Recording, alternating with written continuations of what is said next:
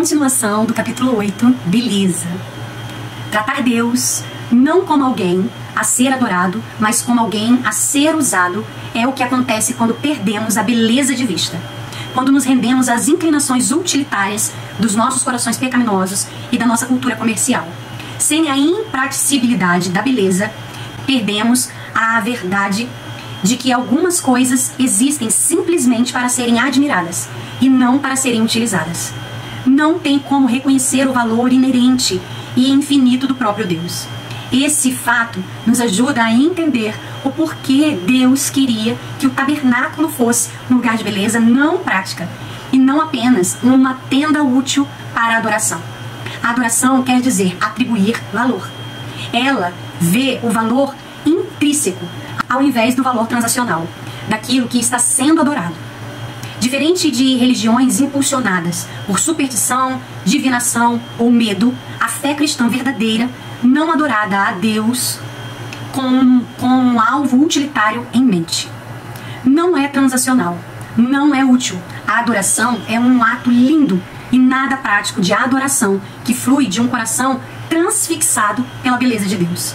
A adoração verdadeira não quer nada em troca, a não ser a presença do próprio Deus, como canta Davi em Salmos 27. Uma coisa pedi ao Senhor, é o que procuro, que eu possa viver na casa do Senhor todos os dias da minha vida, para contemplar a beleza do Senhor, a beleza incomparável de Deus e o seu cuidado em cultivar beleza, tanto no início da criação e mais uma vez no deserto do Sinai, é a razão pela qual a igreja, acima de todos, deveria afirmar a vocação dos artistas.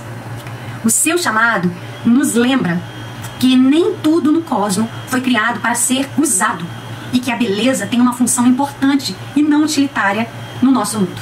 A beleza não está listada junto com o ar, com a comida, com a água, na hierarquia de necessidades do Maslow. Mas devemos lembrar que a palavra shalom não tem a ver só com a sobrevivência do ser humano, mas com o florescimento dele. É por isso que a beleza é uma parte integral do mundo perfeito de Deus desde o início. A intenção dele não era para que os portadores da sua imagem apenas sobrevivessem nessa terra.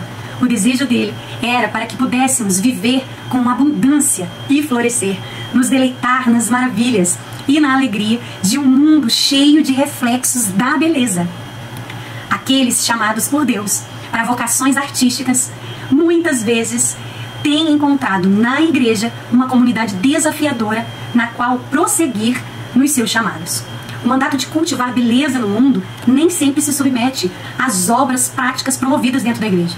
Como resultado, para poder encontrar aceitação pela igreja, sem nem falar de afirmação, muitos artistas sentem que suas criações têm que carregar uma mensagem explicitamente cristã. Não basta compor uma canção bonita, tem que ser uma canção cristã. Não é aceitável criar um filme inspirador, tem que ter uma mensagem evangelística. Não é suficiente escrever um romance brilhante, tem que promover valores bíblicos. Para muitos cristãos, a beleza só pode ser valorizada quando pode ser usada para algum fim prático dentro da igreja, o que explica a arquitetura péssima e sem inspiração da maioria das igrejas evangélicas. Quando a criatividade é forçada a submeter-se ao prático, ela rapidamente sai do campo das artes e se aproxima ao território perigoso das propagandas e mercados. A cosmovisão cristã se coloca em total oposição a toda forma de utilitarismo.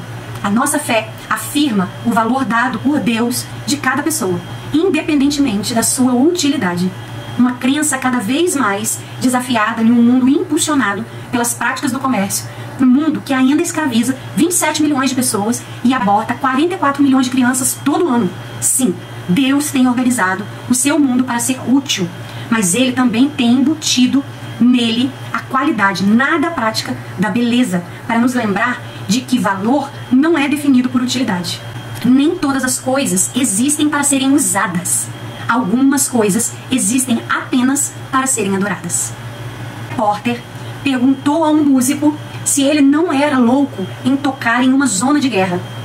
Ismagelovic respondeu: Por que você não pergunta se eles não são loucos por bombardearem Sarajevo?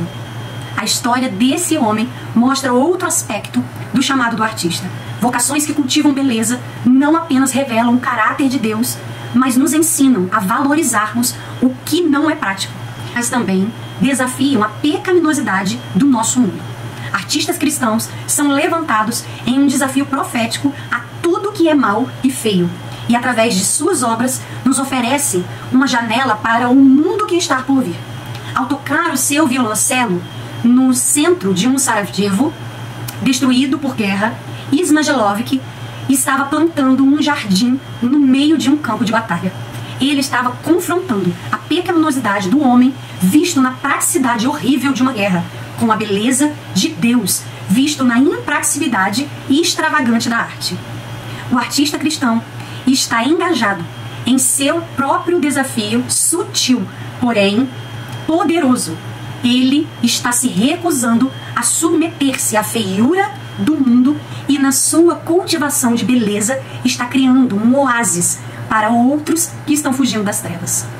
O chamado desafiador e provocador do artista de cultivar esperança foi articulado por uma comunidade de artistas na década de 1930. As suas palavras podem ser aplicadas hoje por cristãos chamados por Deus para cultivar a vila do futuro, se reunindo na Europa sob a sombra crescente da guerra. Eles dizem uns aos outros: como se pode pensar em plantar rosas quando as florestas estão queimando? A isso, eles respondiam: como não pensar em plantar rosas enquanto as florestas estão queimando?